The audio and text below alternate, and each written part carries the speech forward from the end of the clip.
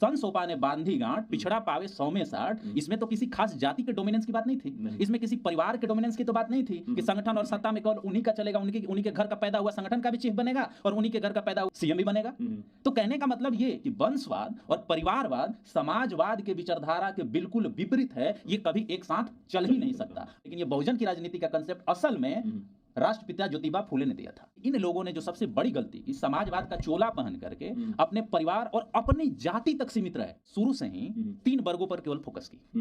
किस पे? एक अपर कास्ट, दूसरा दलित समुदाय या आदिवासी समुदाय, और तीसरा माइनॉरिटीज। क्या मतलब निकला? आइडियोलॉजी कहीं नहीं है। आइडियोलॉजी वो केवल नैरेटिव के तौर पर है, विचारधारा लोगों को दिखाने के लिए। और ये ध्यान दीजिएगा कि ये विचारधाराएं जनता को मुख्यतः मूर्ख बनाने के लिए की जाती है। सिर्फ दलित और मुस्लिम के पास नहीं होगा, मुस्लिमों में भी अपर कास्ट मुस्लिम। ये ध्यान दीजिए, दलितों के कुछ नेताओं को चुन लें, लेकिन संगठन और सत्ता में सबसे बड़ी हिस्सेदारी अपर कास्ट की होगी, भले संख्या उनका कम हो। को देखना शुरू करते हैं तो सारी विचारधाराएं ऐसे लगेंगी कि वो उसका कोई मतलब ही नहीं रह गया। साथियों नमस्कार, मैं हूं विवेन सिंह और आप देख रहे हैं क्लाउड नेटवर्क। हमारे साथ हैं इस समय खास मेहमान अमित सर जेएनयू से रिसर्च स्कॉलर हैं, पीएचडी कर रहे हैं जेएनयू से, और राजनीतिक मुद्दों पे, सामाजिक मुद्दों पे अपनी बेबाकी से राय रखते हैं।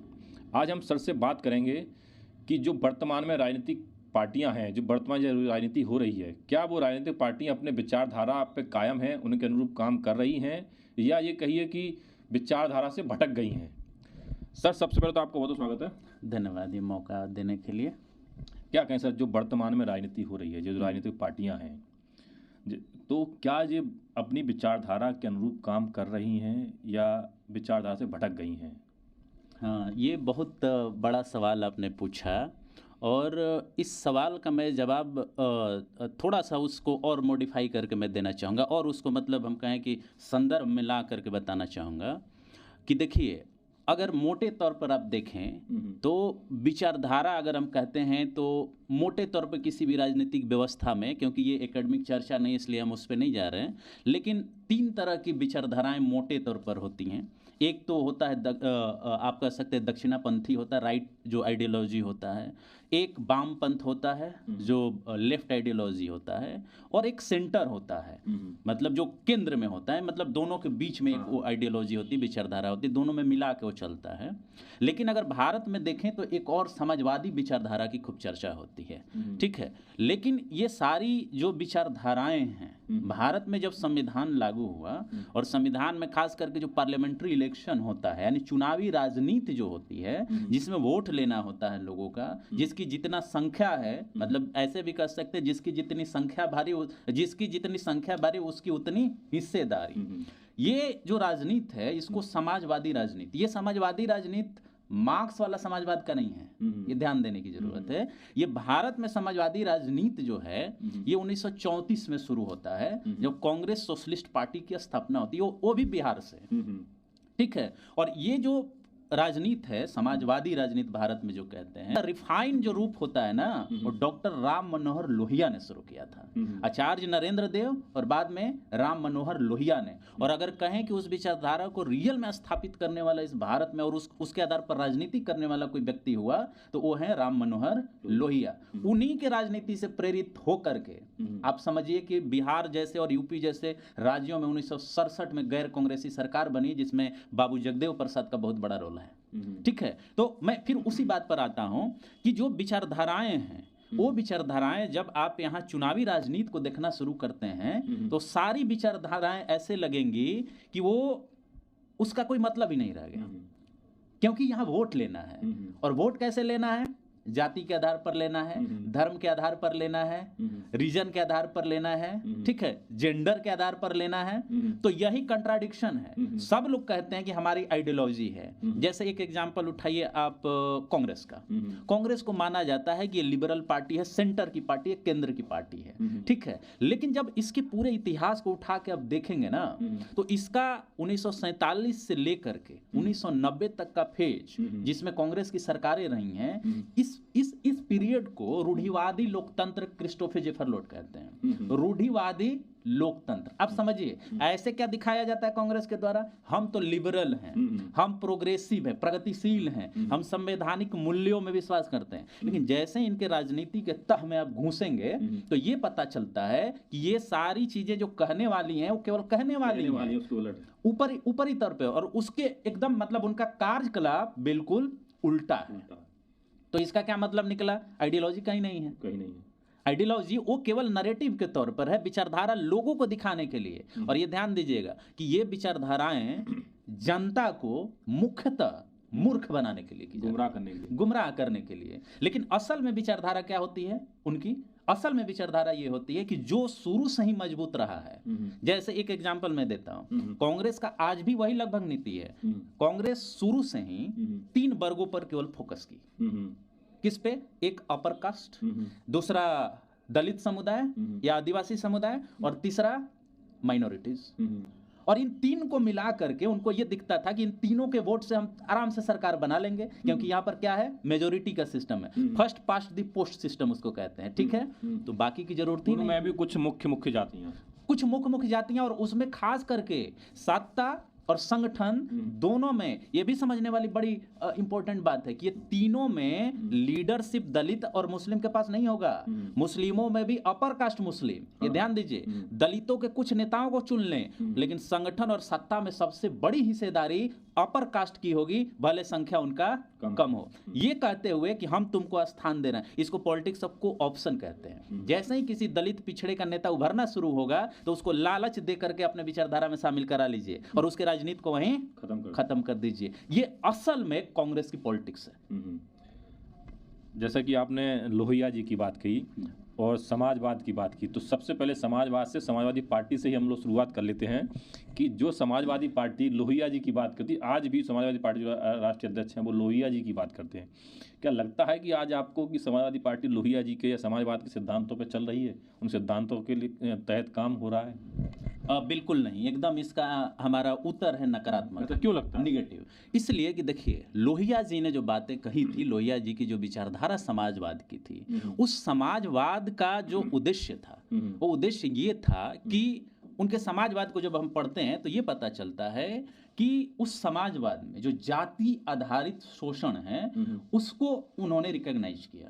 वो खुद बनिया कास्ट के थे जो यूपी में अपर कास्ट है, लेकिन उसके बाद भी उन्होंने कहा कि जब तक यहाँ जातिवाद को नहीं समझा जाएगा, जाति आधारित डिस्क्रिमिनेशन नहीं समझा जाएगा, तब तक समाजवाद की बात बेमानी है। यही चीज उनको वामपंथी समाजवाद से अलग करता है। ध्यान दीजिएगा, वामपंथ केवल वर्ग की बात करेगा, उसमें जाति की उस समस्या को लेगा ही नहीं। और इसी वजह से बाबू जगदेव प्रसाद को बिहार का लेनिन कहा जाता है। लेनिन वामपंथी थे, लेकिन उनको लेनिन क्यों कहा गया? उन्होंने कहा कि यहाँ लड़ाई वर्ग की नहीं है, यहाँ पहले लड़ाई जाति की है, और यही यहाँ के जो वामपंथी थे वो गलती की है। इसको पकड़ा राम मनोहर लोहिया ने, और वो बार बार कहते थे कि अगर ये समाजवाद तुमको लाना है तो सारे जातियों को साथ में लेके चलना होगा, एक समूह में लेके चलना होगा, उन्हें बहुजन के तौर पर ट्रीट करना होगा। बाद में इसको कांसीराम ने वो किया, लेकिन ये बहुजन की नीति का कंसेप्ट असल में राष्ट्रपिता ज्योतिबा फूले ने दिया था।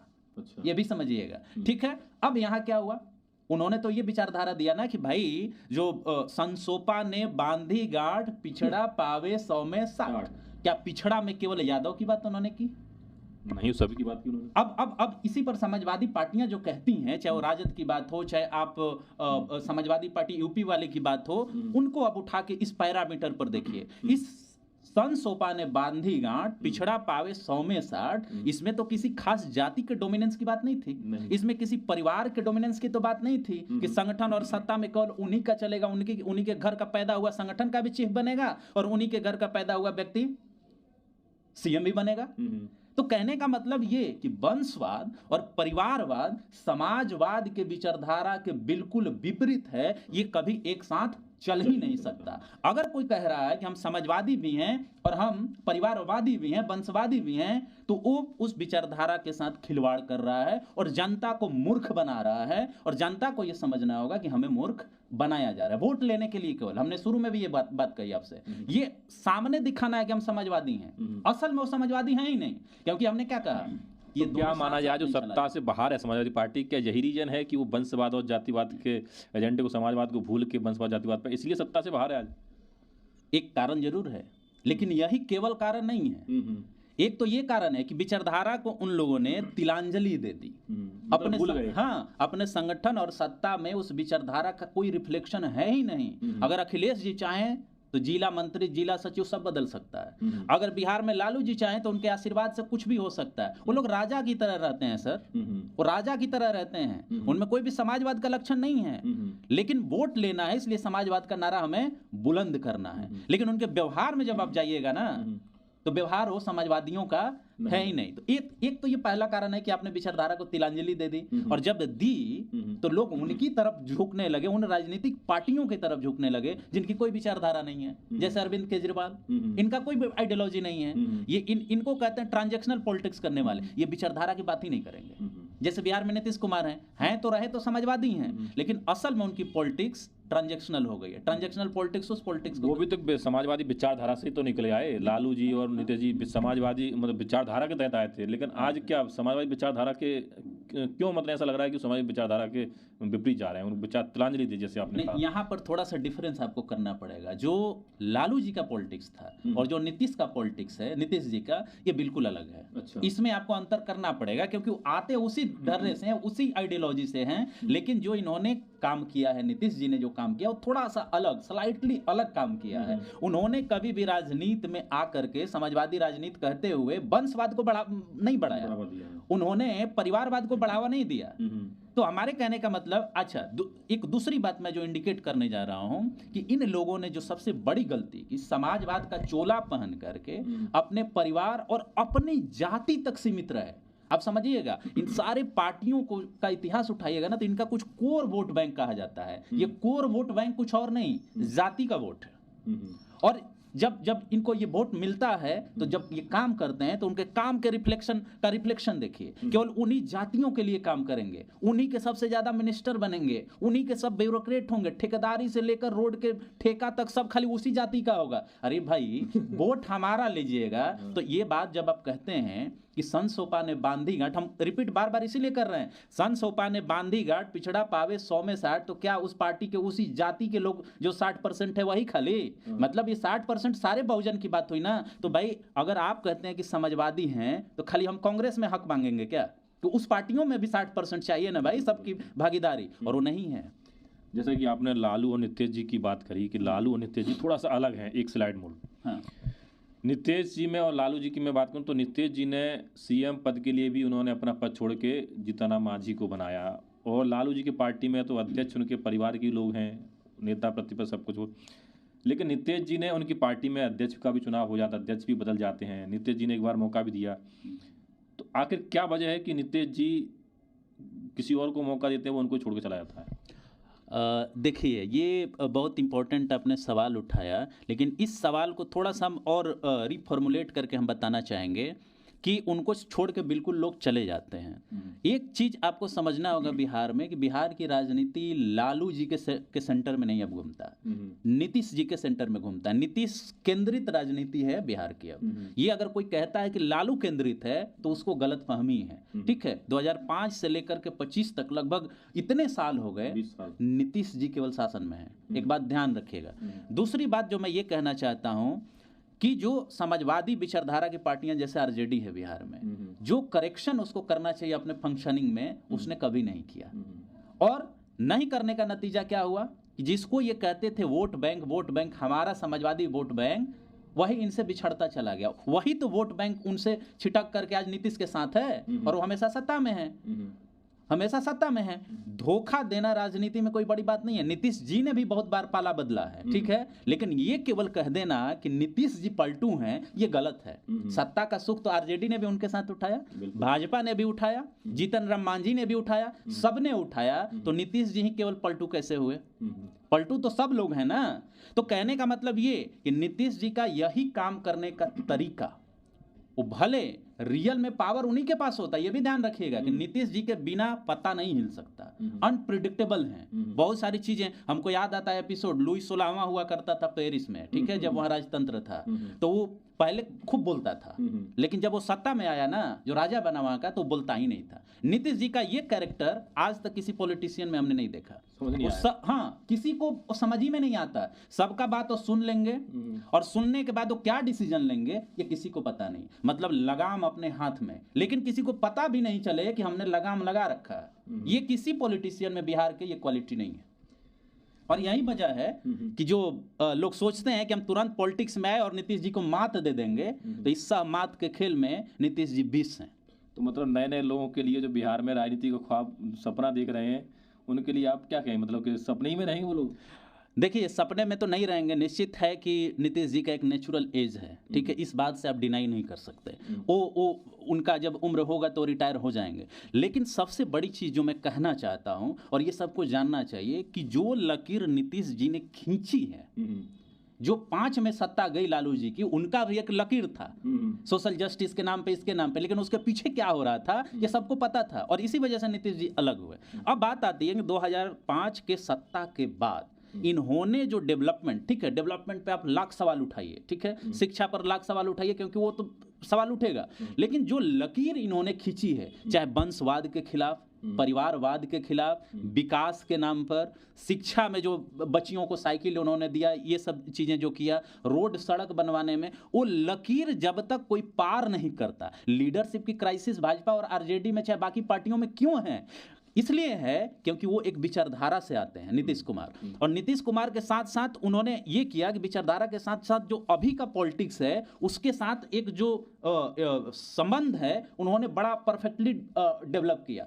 ये विजन, ये लकीर अभी के किसी भी नेताओं में नहीं है। भले आप नीतीश को कितना भी गाली दे दें, लेकिन वो सोच, वो समझ, प्रशासन चलाने के तौर तरीके, एक एडमिनिस्ट्रेटर होने का तौर तरीका किसी भी यंग लीडर में तो छोड़ ही दीजिए, पुराने लीडर में भी नहीं दिखता है। और जब तक वो लकीर आप नहीं खींच देते, आपको दिखाना होगा ना कि हम नीतीश कुमार से बहुत ऊपर सोचते हैं, उनके कैरेक्टर, उनकी विचार, व्यवहार, तौर तरीके से हम ऊपर हैं। खाली सस्ती गाली देने से आप नीतीश कुमार नहीं बन सकते। और इसी वजह से अभी संभावना नहीं दिखती है 25 में भी। 25 में भी लोगों को आपने, लोगों के अरमानों पानी फिर दिया, पानी फिर। बिल्कुल बिल्कुल। हम ये इसलिए नहीं कह रहे हैं कि हमारा कोई उनसे अफेक्शन है, हम उनके पार्टी के नहीं हैं, लेकिन हम भी अपना पैरामीटर देखते हैं ना, कि किस पैरामीटर पर हम आरजेडी को वोट करेंगे, किस पैरामीटर पे हम प्रशांत किशोर को फेवर करेंगे, किस पैरामीटर पे हम भाजपा को करेंगे, और कौन उस सोच के बराबर है। हम मिले हैं उनसे, हम मिले हैं उनसे। आज का नेता तो आपका बात भी नहीं सुनता। जो जनता दरबार लगता था, हम पर्सनल एक्सपीरियंस बता रहे हैं, जनता दरबार, और अभी गुरु पर्व चल रहा है, इस गुरु पर्व का ही त्योहार था, और उसी में हमने मिला था। पहली बार किसी को नेता को देखे थे जो सीएम है और आपका 20 मिनट वन साइडेड आपका बात सुनता है और बोलता है कि जाओ तुम यहां से, और जाते ही तुम्हारी समस्या का निदान हो जाएगा। इस तरह का पेशेंस वाला नेता हमने बिहार में नहीं देखा। कुछ भी बोलते रहते हैं लोग मीडिया में आके, लेकिन हम नहीं, जैसा बन पाना संभव नहीं। अभी तो संभव नहीं है, हम संभावनाओं से इनकार नहीं कर सकते, लेकिन अभी वो विजन और वो लकीर नहीं है किसी के पास जो नीतीश को ओवरकम कर सके।